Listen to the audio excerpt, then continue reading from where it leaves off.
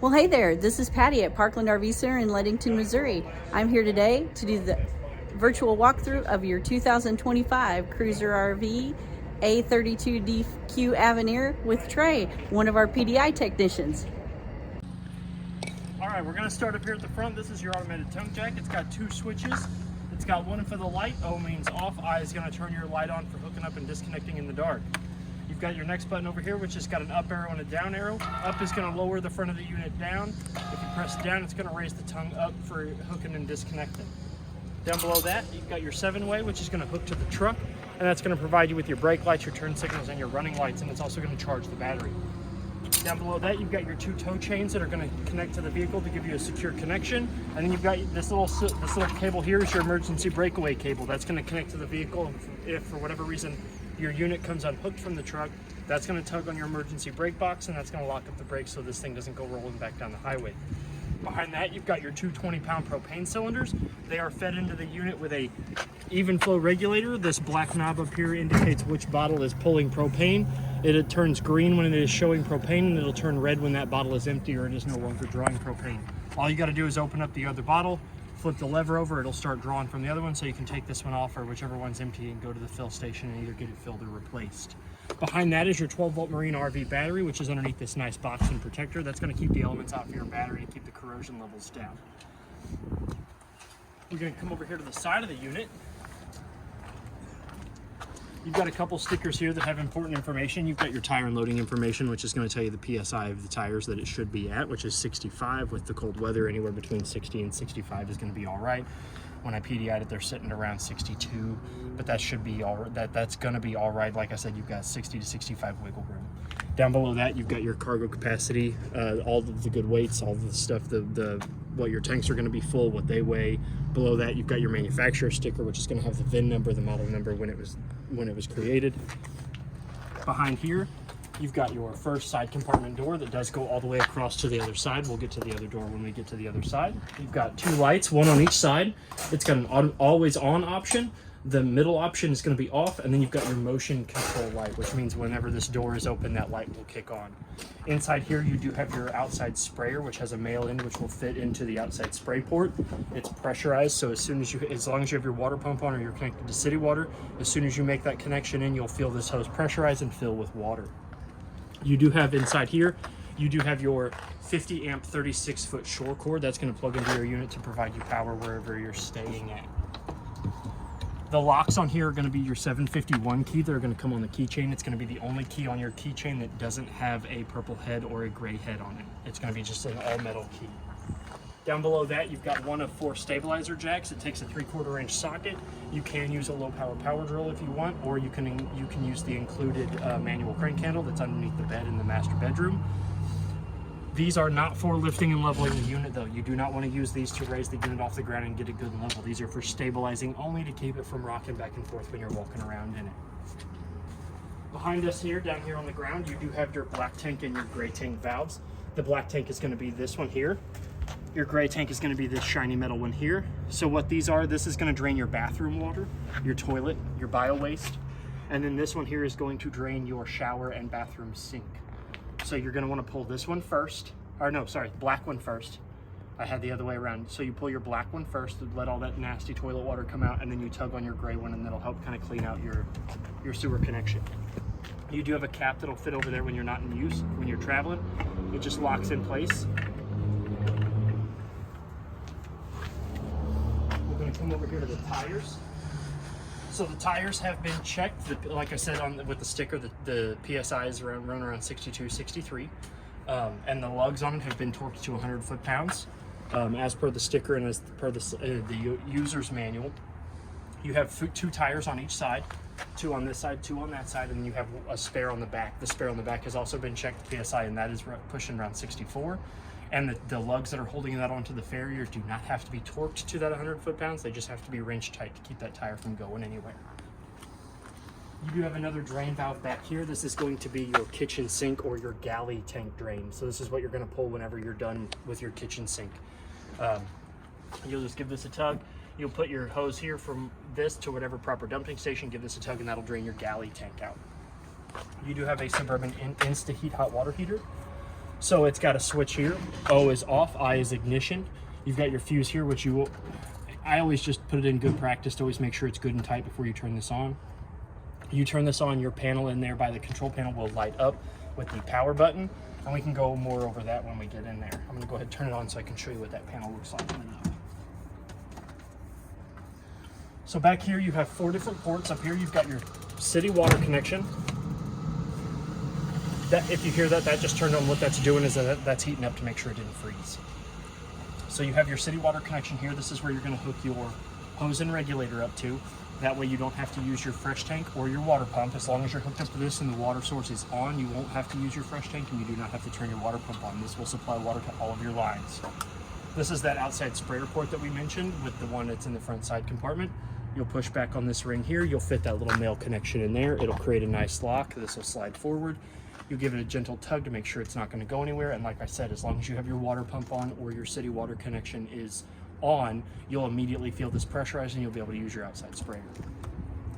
Below this is where your 50 amp short cord will plug in to power the unit. Right now we've got one of the shops in there because we're doing some changes on it, like the medicine cabinet, the trash can drawer is going to be removed, and you've got some stuff to be added. So then you've also got your outside cable outlet. So this is where you're going to hook your coaxial to the source of the campground or park that you're staying at, and it's going to provide you with any sort of television services that the campground is providing you to the inside and outside of your unit. Down here you've got your second out of 4 stabilizer jacks. Again, I'm going to tell you this till I'm blue in the face. They're not for lifting and leveling the unit, they are for stabilizing only. Back here, this is the spare tire I mentioned. It has been, PSI has been checked. It's sitting at about 64. And like I said, these 2 lugs here, they do not have to be to the 100 foot-pounds. All they got to do is just be wrench tight to keep this thing from going anywhere when you're driving around. You do have a storage compartment door in the back that opens up to underneath the bed in the back of the unit. So as you can see, that's the entire inside of your unit. So you can get to the storage underneath the bed in the back. You do have a license plate bracket here underneath the left turn signal. Your unit is prepped for a Fury and backup camera if you want to purchase one of those from the store. We'll come around here to the other side. You've got your 3 out of 4 stabilizer jacks. Again, they are not for lifting and leveling. They are just for stabilizing the unit only. Again, that is a 3/4 inch socket, or you can use the manual crank handle that's provided underneath the bed in the master bedroom. On this side, you've got a 110 GFCI protected outlet, so you can plug in any sort of outside entertainment, as well as a outside cable. So whatever TV sources you're getting on the inside, you can plug your coaxial with this to the TV, and you'll get whatever you're watching on the inside on the outside of your unit. We've got your furnace vent here. So you've got cold air going in the top, you've got your exhaust coming out the bottom. This does get nice and warm. This does get to the point where it will burn your hands. So if you've got any people outside playing while you've got your furnace running, just make sure that they don't touch this silver plate, because it does get hot and it will burn them. Another good recommendation for your furnace vents is a mud dauber screen. There are 2 little dome screens that sit over each one of those intake and exhaust, and they keep the mud daubers and the bugs from going in there and building nests. Whatever it is they love about the smell of propane, they will go in any sort of port, any hole where they can smell that, they will go in there and they will invite their whole family. This side compartment here opens up to a 12-volt fridge. This fridge is only going to work when it's plugged in. Opens up, it gets to about 32 degrees, so it gets right at freezing. So you can store like your outside popsicles, stuff like that in there if you want, and the kids can get at those popsicles while they're outside, so they don't have to pester you while you're doing your camping. You got your fresh tank drain here, or your valve here. That's where you're going to put your hose and regulator in, so that way you can fill your fresh tank. Now it doesn't screw in, there's no sort of locking mechanism. You just set your hose and regulator in there, and that goes directly to your fresh tank. The 2 tires on here, they have also been checked. The PSI sits, like I said, anywhere between like 62 to 64, I think, is with the cold weather. And then the lugs on this have also been torqued to 100 foot-pounds. You've got a hole here, which is going to go through. That hole there attaches to a bolt that's up underneath the radius metal on the frame, and what that does is, if for whatever reason the slide motor gives out, you can stick that manual crank handle in there, and you can retract and exceed out your slide manually if for whatever reason that motor gives out. We're going to come over here. This is your black tank flush. This is where you're going to hook your hose and regulator up to whenever your black tank is empty and you're ready to leave or you're ready to clean it out. You equip your hose and regulator to this. You turn your water source on, and what this does is this sends water to a little aerator at the bottom of your black tank that kind of spins around, and it kind of cleans off all that gunk. Very important thing about your black tank flush is that you want to use it when the valve is open and then the tank is empty. You do not want to use that when there's water or when the tank's closed, because you run the risk of building up some pressure, backsplashing, and ends up making a big mess. We're going to come up here. This is the third and final stabilizer jack. Again, they are not for lifting and leveling the unit. They are just for keeping it steady while you're inside walking around in it. This is the other side compartment door that opens up to the other side.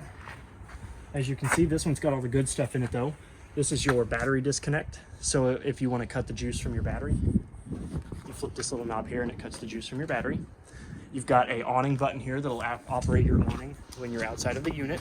So you can you don't have to go inside to bring your awning out or in. Very important thing about your awning is when you're not going to use it, make sure it goes back in.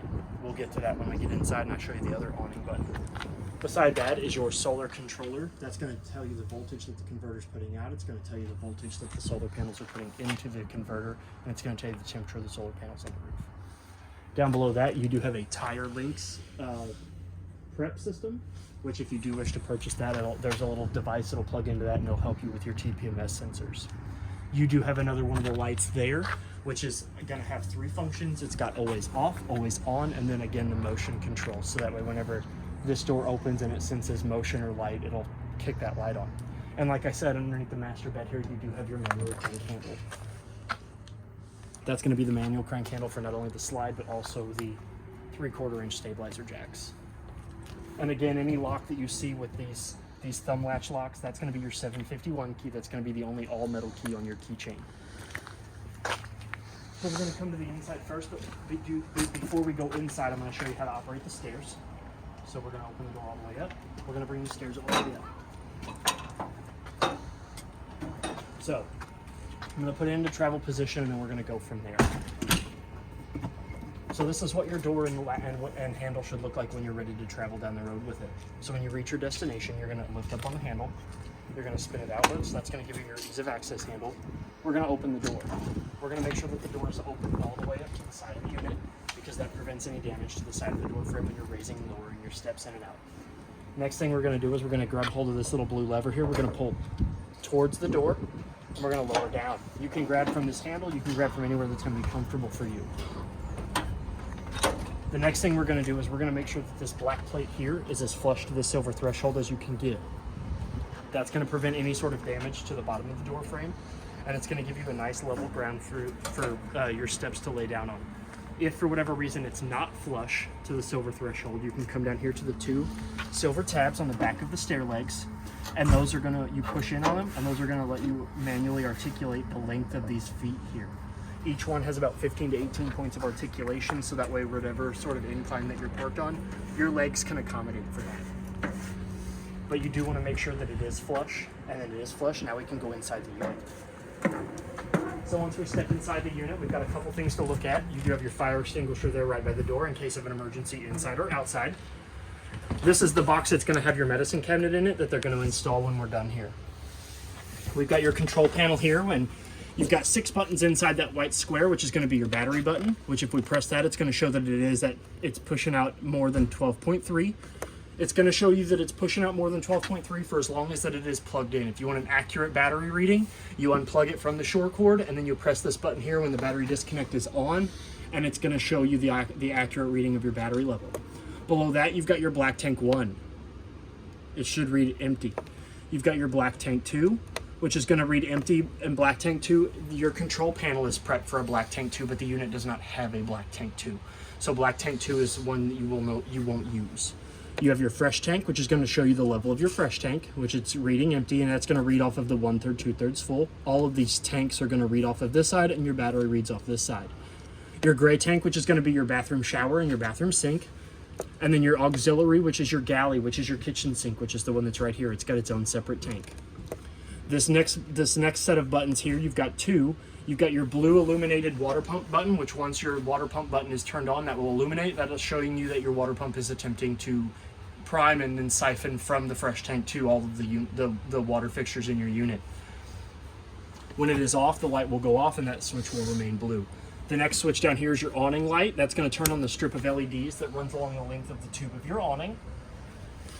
Then you've got your slide button, which is going to bring in and out the slide that has your lounge on it.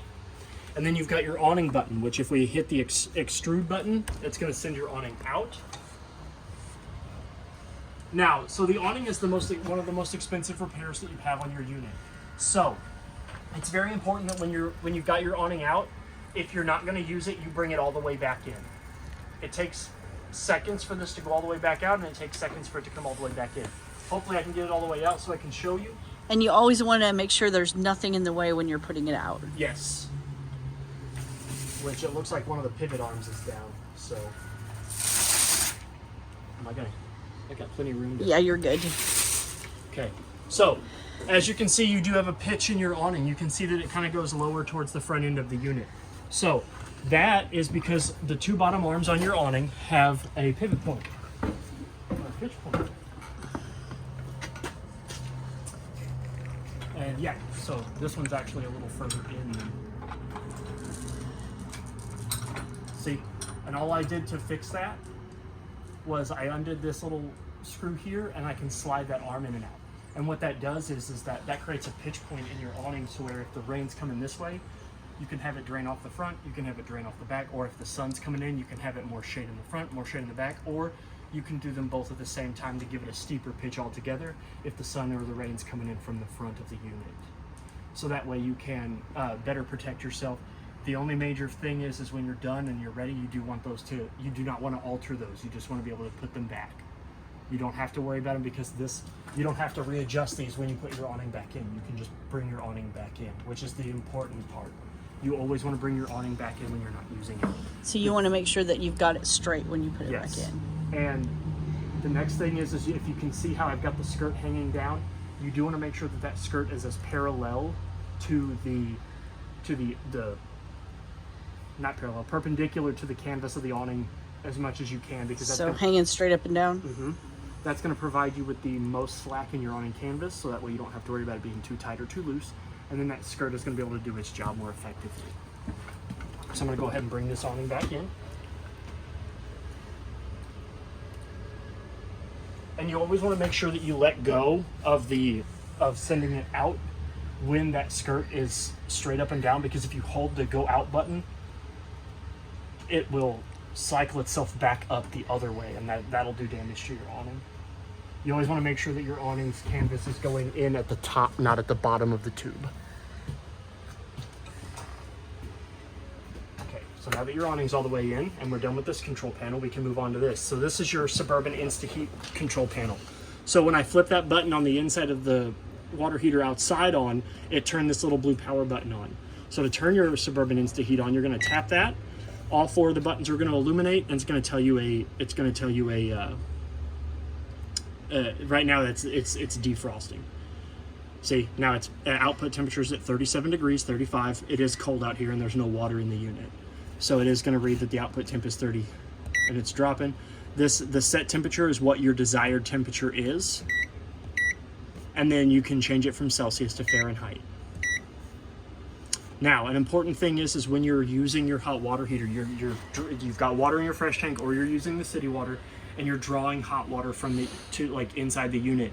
There will be three very important icons. There will be a shower head, which is showing you that you are drawing water. The fan is showing you that it is working, which you saw that the fan was spinning in the animation. That means that it is heating up. And then the gas, there will be a little flame icon, and that flame icon shows you that you are drawing gas from the unit. So you have to have all three of those symbols in order for you to get hot water to the inside of your unit. So now that we're done with that, I'm going to go ahead and turn it off. We've got a dimmer switch and a button here that's going to turn on the interior lights. They are strips of LEDs, and then next to that you do have a little slider that if we move, that'll dim the lights on the inside of the unit. All the way up is going to be the brightest, all the way down is going to be the darkest. So, below that, you've got your carbon monoxide and LP. So, below all of those, you have your LP and carbon monoxide detector. So what that is that's going to let you know if there's any loose carbon monoxide or any loose propane in your unit. It's recommended that you test it every 90 days. I like to tell people it's better if you just test it every time you're going to use your unit. Sometimes if you don't turn your gas off or your stove is left on, you'll get loose propane in here. You won't know about it, and you come back in here, test that, it'll let you know. It'll beep a couple times once you hit this test button, and you'll see a green light down here. It should go to a solid green light. That means that there is no loose gas or no loose carbon monoxide inside of your unit. Always check, I always like to tell people, check the carbon monoxide detector and the LP, check your fire extinguisher, and check your smoke detector every time you're going to use the unit. The fire extinguisher you can just glance at when you're walking in and out, packing stuff in. The smoke detector, when you're walking by, you can just hit this, just like your standard in-home smoke detector. You test it, it'll beep, you're good to go, and then that will beep as well, so you're good to know all of that stuff as well. I'm going to go ahead and shut the door, and we're going to go to the rest of the unit. So, we're going to come around here. You've got 3 drawers here. This is going to have all of your remotes. You've got a remote for the fireplace and your hardware, toilet paper holder, all that kinds of good stuff, as well as all of the paperwork, all of the instruction and user manuals for the fireplace, the stove, the microwave, the smoke detectors, all that good stuff. You've got your Bluetooth speaker down here, which will set right above the fireplace. That's going to be your stereo system. So you can hook your phone up to Bluetooth or any other device that you have that has Bluetooth capabilities, and then this will Velcro straight to that mount there, that mount there, and you'll be able to have your music and stuff going while you're camping. You have a deeper drawer down here at the bottom.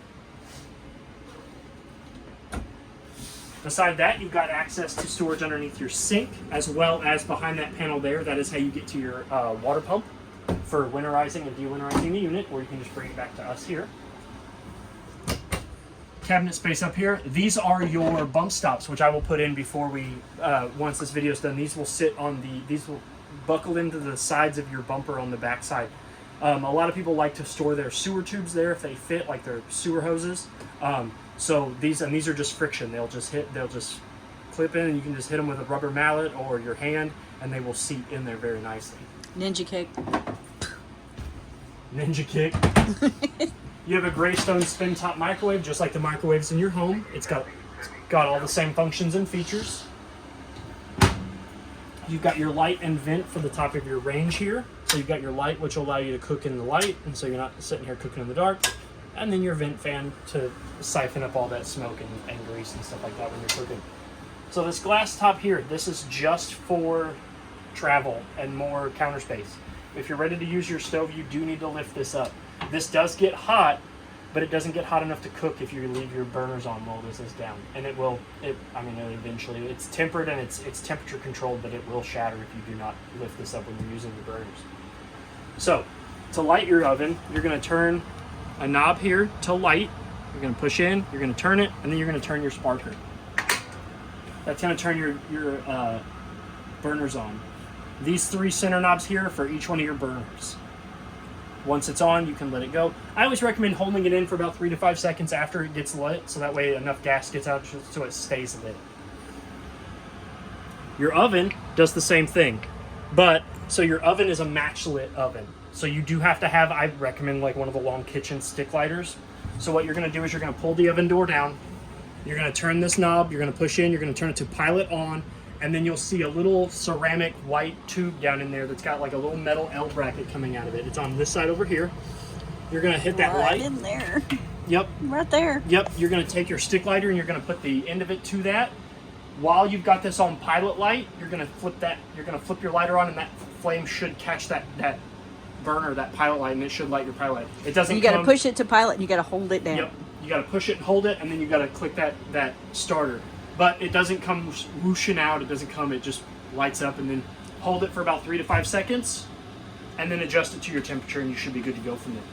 Big black vent. Here's your furnace. This is going to be where a lot of your hot air comes out of. You've got your Furion refrigerator, freezer at the top for all your good snacks, your ice cream, your waffles. Popsicles. Your popsicles, your refrigerator. It's got a temperature control there at the top. The bigger the dot, the colder it's going to get. Now, the important thing about these Furion refrigerators is when they're closed, you can't just yank on them open. There is a paddle in here that you do have to push down on to open that up, and it doesn't take a whole lot of force.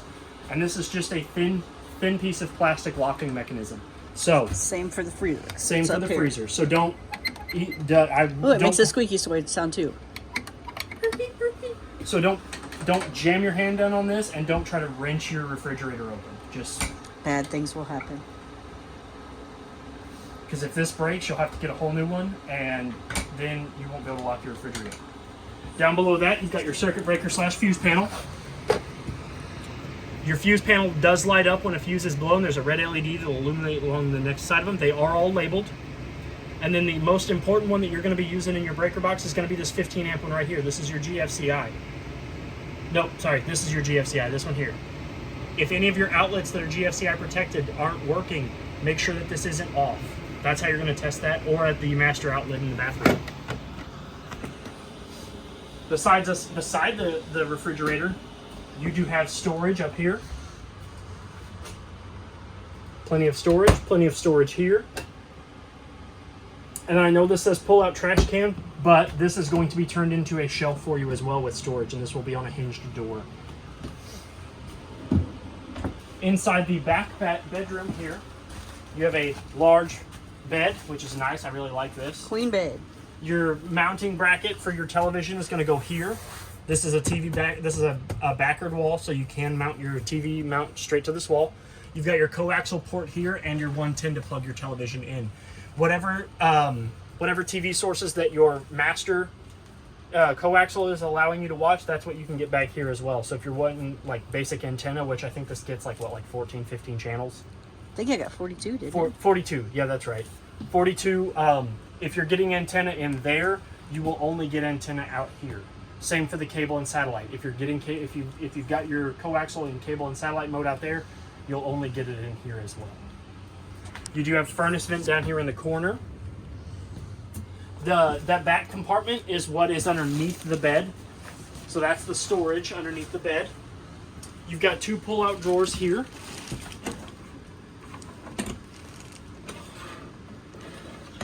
On the side here on your little nightstand, you have a 110 outlet and a USB and USB-C outlet, which the USB-C outlets do pull about 5.04 volts, which is enough to charge a standard smart device, tablet, laptop, anything like that. You've got a light switch right there next to it. Let there be light. Which it also has a dimmer switch for the single LED strip. Let there be dim light. And then you also have a bright light. thermostat back here for the air conditioner / heating coils that are back here. So this does get heat. Oh no, it doesn't get heat. Sorry, my bad. That's why you have a furnace fan. This is air conditioner only. Your thermostat will tell you that it can do heat, but it will not. It will only control air conditioning. And this thermostat only controls this air conditioner. Yes, only controls this air conditioner. Speaking of the air conditioners, you do have two dump vents on either side, which if you close the dump vents, the louvers will blow colder, and you can open the dump vents. These will lose a little bit of airflow, but you'll feel it coming out of these two dump vents. And your air conditioners, for this one and the one that's in the center of the unit, they work better as when these filters are cleaner. So in order to do that, you apply a little bit of pressure to this panel here, pull the panel down, these filters come out, you can wash them with some water, let them dry, pop them back up there. The cleaner these filters are, the better your air conditioner will work. And then to put the panel back up, you just apply some pressure, get all the tabs up in there, and you're good to go. You do have above head storage above the bed, as well as a light underneath it that has a off and on manual switch. And then you have a closet style storage there. For your formal wear. Yep. Your windows here have pull down shades. They will, all the windows in here, all the windows in the unit have these same style of shades. You'll pull them down, they'll stay where you want them. You can adjust that with these two spools here on either side. This is your fire escape window. You'll pull out on this latch. The window and screen will slide this way, and then you can ease of access your way out in case of an emergency. Please go out feet first. We do not recommend going out head first. You have another window here that has the same style of shades. It is also an emergency escape window, so if you need to get out of this side, you do the same thing. You pull up on this, the window and screen will slide that way, and then you can vacate the unit. Now that we're done here in the back, we're going to make our way to the lounge. The Lux Lounge. So the Lux Lounge has several permutations that you can go through. Do we have a separate video on the ones in the Avenir? I believe so. Okay. If we do, that video will be included into this virtual. If not, I'm going to do a brief rundown of it. This table will come up. Those poles will come out. These two poles here, they are friction set into the feet at the bottom and the feet underneath the table. This will lay down on some stops that are here, and on the other side, The cushions can form a bed, so this is another sleeping area. Then, if you want to have a L-shaped couch on this side, this here can lift up and out of its slots. It can actually fit into the two supports on this side, and then you can create an L-shaped sitting area there as well. That pillow there actually creates it goes right there in the wall. When this is on this side, it goes right there, so that way you have a nice L-shaped seating. Then you've got this right here, which if we move this, you've got some Velcro that is keeping these here. And like I said, if there is a video on this, it'll be attached to kind of show you all of them, and I'm just kind of going over some brief. And this just lifts out, and then once for the back, you just lower that down. And then you can put those pillows back up against the wall. Yeah, you just gotta push it a little. Push it. Yep, and then the two back pillows that were the backrest on the couch can lay up against the wall, and then you'll have your sleeping area. Now, you have to have this in couch position before the slide comes in. You cannot leave it in the bed position for travel. And you can't use the fireplace while the bed is down. No. It's too close. Too close, and you run the risk of doing damage to your upholstery. So we are going to lift this back up. Goes to back up super easy. You lift the back up, then you lift up on this. I always like to make sure that the feet stay up, and you can adjust the height of the feet a little bit by pulling these rings out here. If you're one of those people that like your feet way up in the air while you're sleeping. And then I always like to just give it a little nudge with my knee. It goes back in the couch, and then your cushions can come back and apply to the back side of your couch. And then this pillow, if you're not using the L shape, I always just kind of like tuck it here, tuck it somewhere, put it in storage somewhere. It fits nicely under the bed. It does. In here. Yep. And that's kind of a brief overview of your Luxe Lounge. Like I said, there'll be a video attached to it to kind of show you exactly how to, like, all the permutations that you can make with that. And then this window is a fire escape as well. Yes. Works the same way as the window in the bedroom. And as well as this one. Yes. So you have 4 emergency escape windows. Again, we recommend that you go out feet first. The 2 windows on either side of the slide have the same pull-down shade, but they do not open. So you can pull down the black shades, leave them. Again, if you want to adjust that. If one gets loose to where it just kind of falls, you adjust it with these spools here. Next we're gonna go over the fireplace / your other. This is your main TV. So this is also where you can mount your TV mount. You've got a 110 outlet here and your coaxial. So this coaxial here is going to power not only your antenna but your satellite and cable. You plug your TV into this, you turn this off. When the light is off, you'll be able to draw satellite and cable. When the light is on, the only thing that you're going to get is antenna, and that's throughout the entire unit. So this button here controls your TV sources throughout the entire unit and outside. So if you're only getting antenna, you're only going to get antenna throughout the whole unit. Below that, you do have a fireplace with a remote that has 6 buttons. You've got your on and off button, which it is also right here.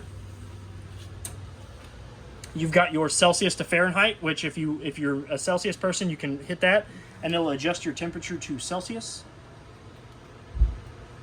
Oop. I forget where there it is. So now we're at 25 Celsius. If I hit it again, come on now, where's the RFID? There it is, 77 degrees.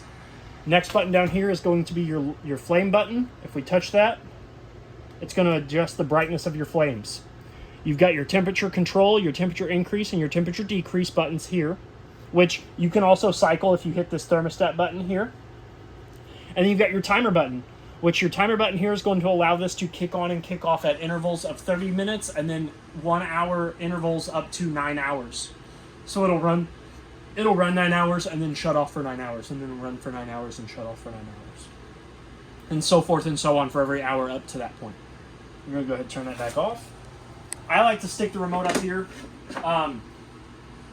Most of the time, they're going to be in your owner's bag, but I always like to stick it up here just in case, so that way people can get into it, turn the fireplace on.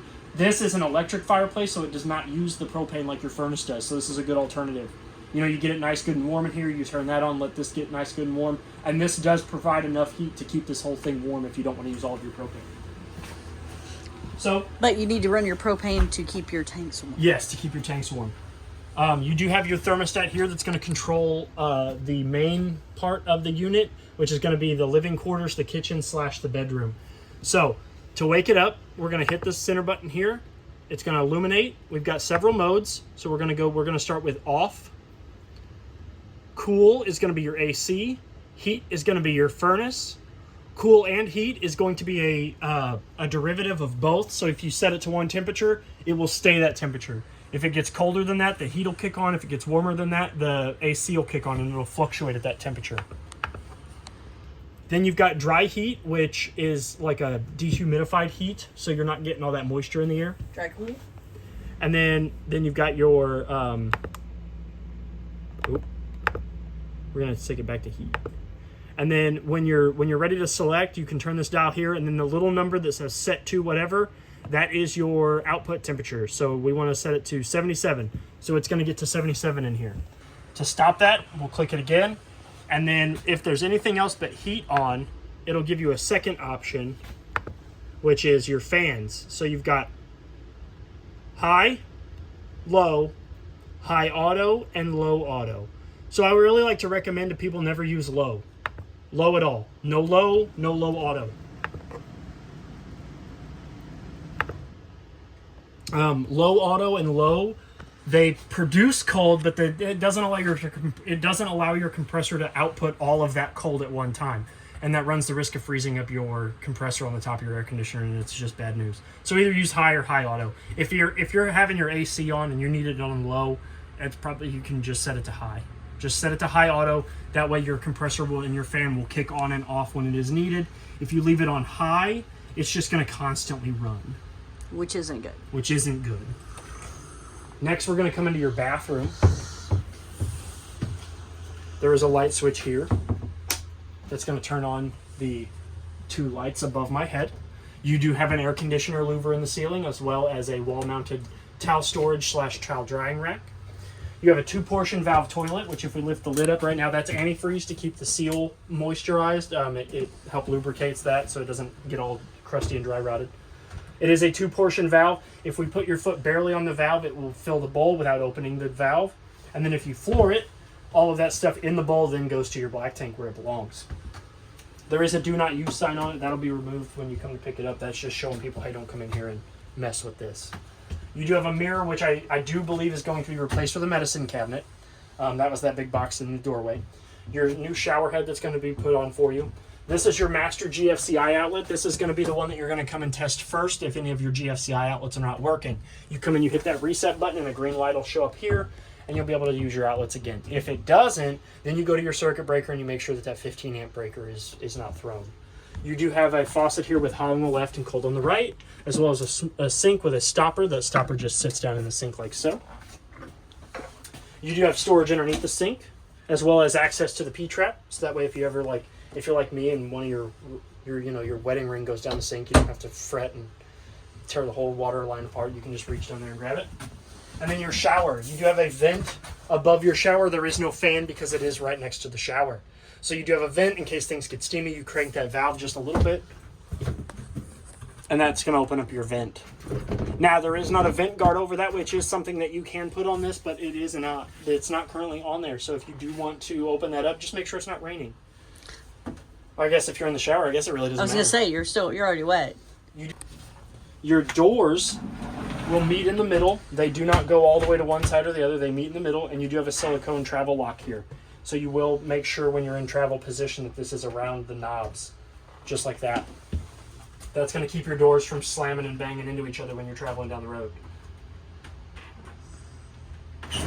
They do magnetize close. This strip here and this strip here are metal and magnets, so they do magnetize close.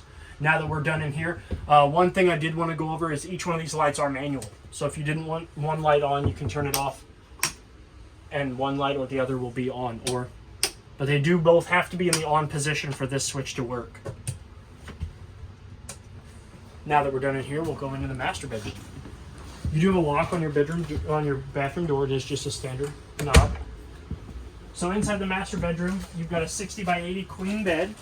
On either side of the queen bed, you do have closeted storage compartments that do have a rod up at the top so you can hang your goodies. And inside each one of those compartments is also a 110 outlet, as well as a cutout. So if you have an alarm clock, your cell phone charger, a CPAP machine, you can store it in here, and you have ease of access to it through these cutouts here by your master bed. Beside that, on each side, so that way you're not using up that 110 outlet for your cell phone chargers, you can plug them into the USB/USB-C chargers. Again, they pull about 5.04 volts, which is going to be enough to charge any sort of lightning cables, smart cables, anything like that. Like if you've got the turbocharger, it's going to do that. It pulls about the same as any sort of wall outlet does. Up underneath your bed. Light switch. Oh, light switch, yep, as well as a dimmer switch for this string of LEDs here as well. The window on the off-door side of the unit is a fire escape window, so you're going to lift that red lever out of its saddle, and you're going to push that window all the way out. Let's see if I can do it with one hand. I don't think I can. There it goes. And it'll go all the way out. Yep. And then you can go out feet first. And you can pull this and out feet first. This one over here opens up by pulling in the center lever and sliding the window and the screen all the way to the left. It is not a fire escape window, so you do want to make sure that you get out on that one. I mean, I guess you could get out on this side, but it'd be rather a tight fit. Yes. Your mattress, it does lift up to reveal a hinged compartment that has 2 sliding covers. Now, the thing about these sliding wooden handles is this one has to come up first. So if you try to pick this one up, they're both going to come up.